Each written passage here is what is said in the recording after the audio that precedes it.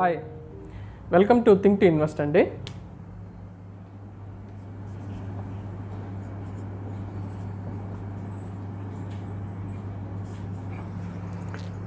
ఈరోజు మనం ఒక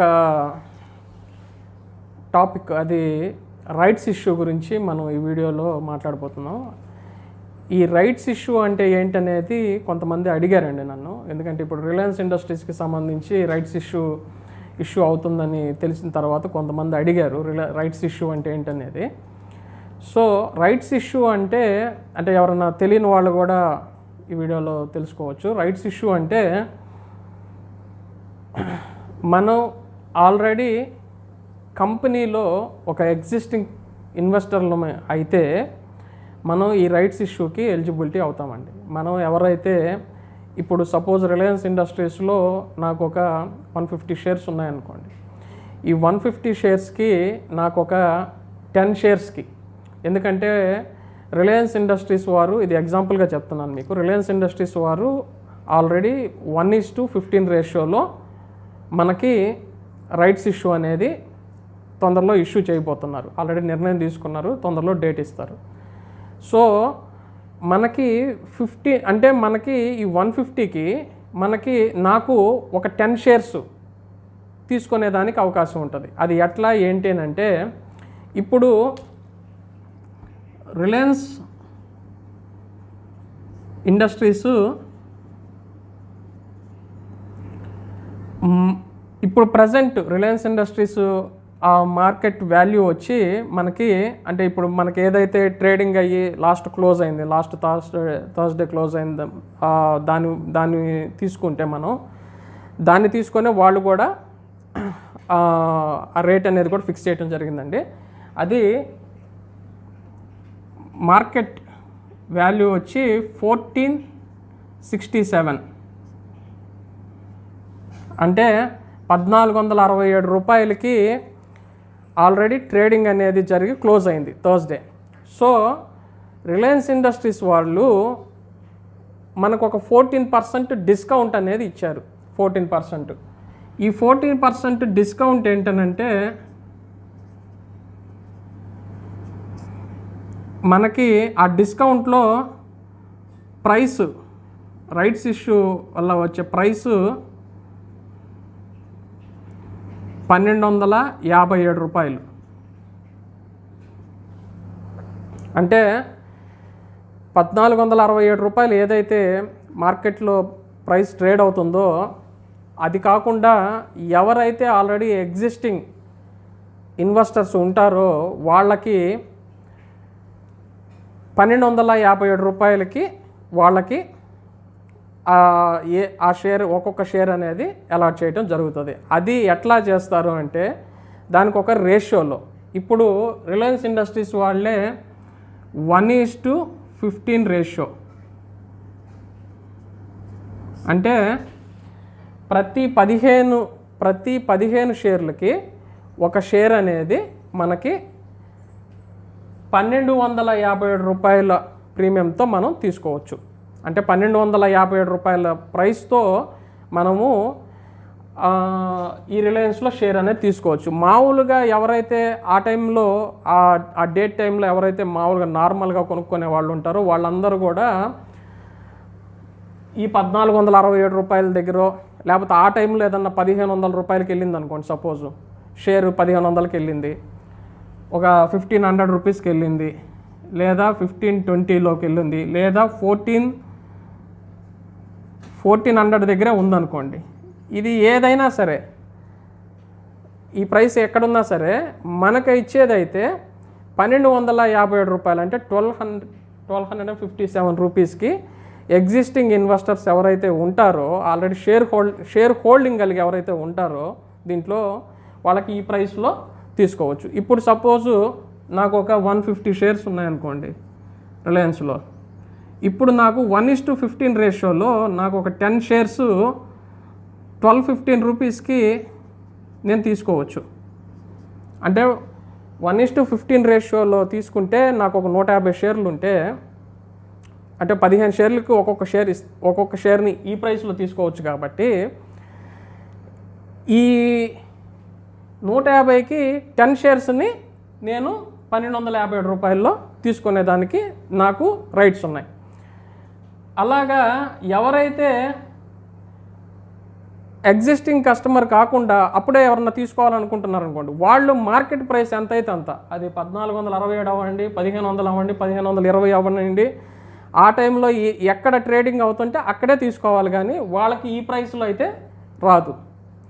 సో ఇది కంపెనీ వాళ్ళు, అంటే రిలయన్స్ ఇండస్ట్రీస్ అనే కాదు, మామూలుగా అసలు ఒక కంపెనీ వాళ్ళు ఈ రైట్స్ ఇష్యూ అనేదాన్ని ఎందుకు ఇష్యూ చేస్తారంటే, వాళ్ళు ఆల్రెడీ వాళ్ళ కంపెనీని ఏదన్నా డెవలప్మెంట్ చేయటానికో, లేకపోతే కంపెనీలో ఇంకేదన్నా ఇంటర్నల్గా ఏదన్నా అంటే ఒక ఎక్స్పాన్షన్కో, లేదా కంపెనీలో వాళ్ళకి ఏదన్నా ఆల్రెడీ బ్యాడ్ డెట్స్ ఏదన్నా ఉంటే వాటిని క్లియర్ చేసుకుంటానికో, ఆ డెట్స్ని క్లియర్ చేసుకుంటే కంపెనీ ఇంకా గ్రోత్ ఇస్తుంది, ఇంకా డెవలప్మెంట్ అనేది అవుతుంది అన్న ఉద్దేశంతో వాళ్ళు ఈ రైట్స్ ఇష్యూ అనేది ఇస్తుంటారండి. ఇప్పుడు మామూలుగా మనకి బోనస్, డివిడెండ్ ఇట్లా వింటుంటాం మనం, అవి వేరు, రైట్స్ ఇష్యూ అనేది వేరు. సో ఈ రైట్స్ ఇష్యూ అనేదాన్ని మనం సెకండ్ టైం ఒక ఐపీఓగా చూసుకోవచ్చు. అంటే ఫస్ట్ ఐపీఓగా కంపెనీ స్టాక్ మార్కెట్లోకి ఎంటర్ అవుతున్నప్పుడు వాళ్ళు ఒక ఫామ్ ఫిలప్ చేయటం, దానికి ఒక అప్లికేషను, దానికి ఒక ప్రైసు, ఇదంతా ఉంటుంది. సో దీనికి ఏంటంటే ఎవరైతే ఇది సెకండ్ టైం మళ్ళీ ఇన్వెస్టర్స్ దగ్గరికి కంపెనీ వెళ్తుంది. అంటే ఏంటి, రైట్స్ ఇష్యూ ద్వారా వెళ్తుంది. ఆల్రెడీ ఐపీఓతో ఎంటర్ అయ్యింది. రైట్స్ ఇష్యూ ద్వారా ఏంటంటే వాళ్ళకి ఏదన్నా డెట్స్ ఉన్నా, లేకపోతే కంపెనీ ఎక్స్పాన్షన్కైనా, లేకపోతే కంపెనీలో ఇంకేదన్నా కొత్తగా ఏదైనా ప్రోడక్ట్స్ ఇంకో దానికైనా సరే వాళ్ళు ఈ రైట్స్ ఇష్యూ ద్వారా మళ్ళీ ఇన్వెస్టర్స్ దగ్గరికి వెళ్తారు. ఈ ఇన్వెస్టర్స్ దగ్గరికి వెళ్ళటం ఏంటంటే, ఐపీఓ అయితే అందరూ అప్లై చేసుకునేదానికి అవకాశం ఉంటుంది. ఇదైతే ఎవరైతే ఎగ్జిస్టింగ్ షేర్ హోల్డర్స్ ఎవరైతే ఉన్నారో, ఎగ్జిస్టింగ్ ఇన్వెస్టర్స్ ఎవరైతే ఉన్నారో వాళ్ళు మాత్రమే దీనికి అప్లై చేసుకొని వాళ్ళు ఇచ్చిన రేషియోలో మనకి ఉంటుంది, మనకి ఆ షేర్ అనేది తీసుకుంటానికి అవుతుంది. ఒకవేళ ఇప్పుడు ఈ వేరే కంపెనీ ఏదన్నా 1:5 అనింది అనుకోండి, అంటే ప్రతి 5 షేర్లకి ఒక షేర్ వస్తుంది మనకి. అలాగే వేరే ఇంకో కంపెనీ ఏదన్నా 10:1 అనింది అనుకోండి, అంటే 10 షేర్లకి మనకు ఒక షేర్ అనేది అలాట్ అవుతుంది. సో రైట్స్ ఇష్యూ అంటే కంపెనీ సెకండ్ టైం మళ్ళీ ఇన్వెస్టర్స్ దగ్గరికి వచ్చి, మేము ఈ విధంగా మా కంపెనీ ఎక్స్పాన్షన్కో, లేకపోతే కంపెనీ డెట్స్ ఉంటే అవి క్లియర్ చేసుకుని ఇంకా గ్రోత్ ఇస్తామనో, లేకపోతే వీటిని క్లియర్ చేసుకుంటే ఇంకా మంచిగా కంపెనీ బిల్డ్ అవుతుంది అన్న ఉద్దేశం అది వాళ్ళకి చెప్పి ఇన్వెస్టర్స్ దగ్గరికి వెళ్ళినప్పుడు, ఇన్వెస్టర్స్ ఎవరైతే వాటి మీద ఇంట్రెస్ట్ కానీ ఉంటే వాళ్ళు ఈ ప్రైస్ ఇచ్చి, అంటే ఈ ప్రైస్ అని కాదు, ఇది ఎగ్జాంపుల్గా చెప్పానండి. ఇది అంటే ఏ కంపెనీకి ఆ ప్రైస్ ఏది ఉంటుందో, ఇప్పుడు సపోజ్ 100 రూపాయలు ఉందనుకోండి, మార్కెట్ ప్రైస్ నడుస్తుంది అనుకోండి, 70 రూపీస్కి ఎవరైతే ఎగ్జిస్టింగ్ కస్టమర్స్కి ఇస్తామని చెప్పింది అనుకోండి, మంచి స్టాకు, గ్రోత్ ఉన్న స్టాకు ఆల్రెడీ 100 రూపీస్ దగ్గర ట్రేడ్ అవుతుంది, మనకి ఇప్పుడు 70 రూపీస్కే ఎగ్జిస్టింగ్ కస్టమర్స్కి, అంటే ఎగ్జిస్టింగ్ ఇన్వెస్టర్స్కి వస్తుంది అన్నప్పుడు రీటైల్ ఇన్వెస్టర్స్ వీటి మీద ఎక్కువ మొగ్గు చూపి మంచి స్టాకు, గ్రోత్ ఉన్న స్టాక్ కాబట్టి వీటిని తీసుకునే దానికి ముందుకు వస్తారండి. అంటే ఆ 70 రూపీస్లో మనకి 30 రూపీస్ అనేది తగ్గుతుంది కదా మనకి.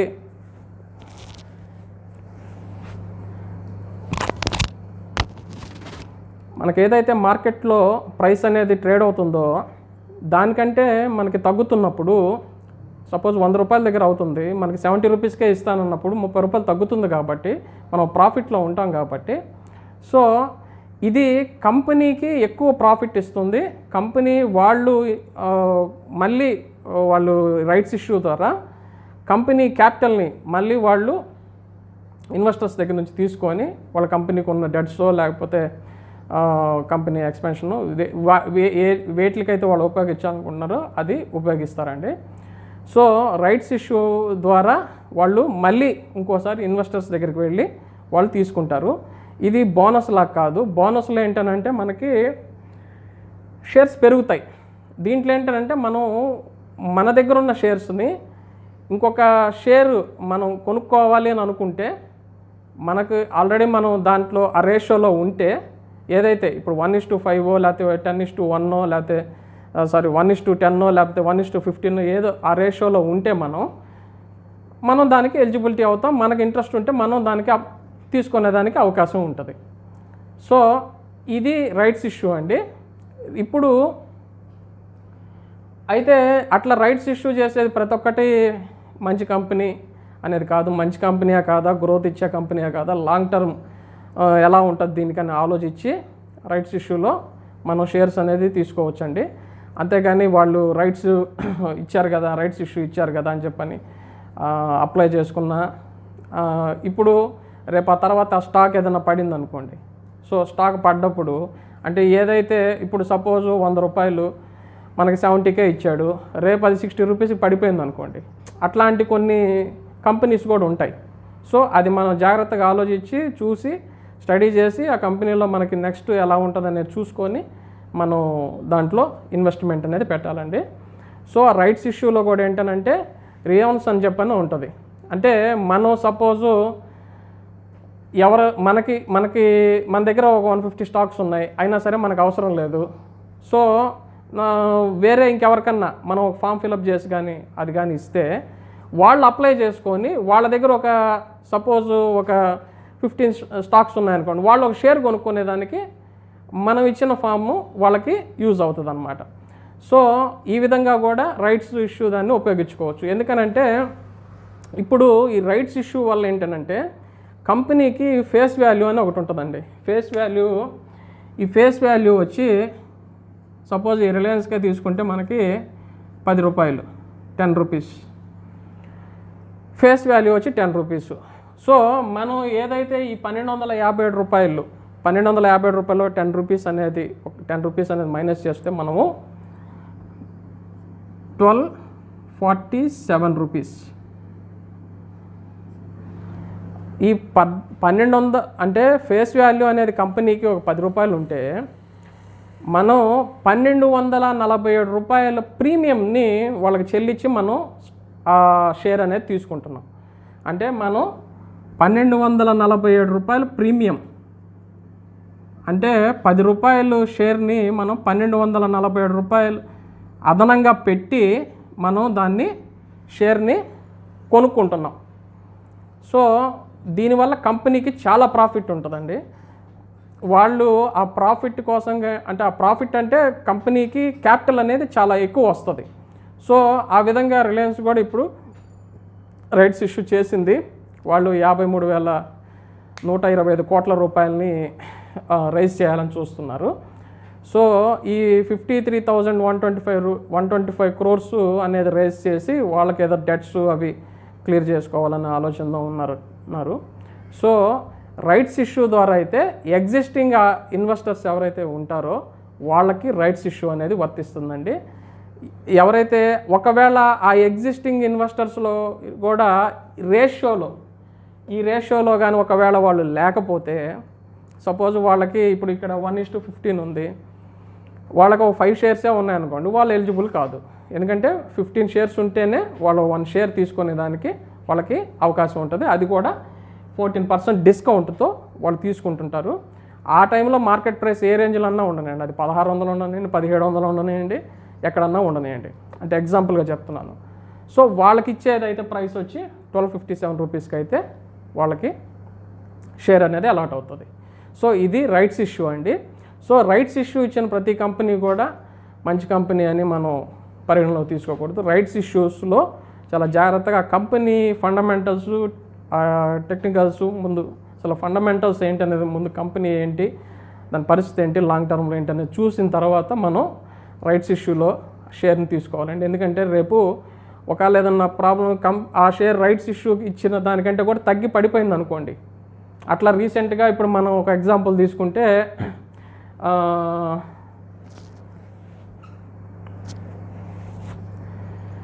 మీకు ఒక ఎగ్జాంపుల్ కూడా చెప్తానండి. అది ఇప్పుడు వోడాఫోన్ ఐడియా ఉంది.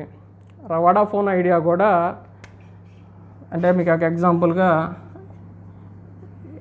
ఇది ఫస్ట్ ఎగ్జాంపుల్ అయితే ఇది సెకండ్ ఎగ్జాంపుల్. వోడాఫోన్ ఐడియా ఉంది. ఇప్పుడు వీళ్ళు రైట్స్ ఇష్యూ అప్పుడు 12 రూపీస్ మరి 16 రూపీస్ ఏదో పెట్టారు. ఇప్పుడు దీని మార్కెట్ వాల్యూ ఇప్పుడు ప్రజెంట్ వచ్చి 4 రూపాయలు 5 రూపాయలు ఎక్కడో సమ్ము ఏదో ఈ రేంజ్లో ఒక 5 రూపాయల లోపు ఇప్పుడు వడాఫోన్ ఐడియా అనేది ఉంది.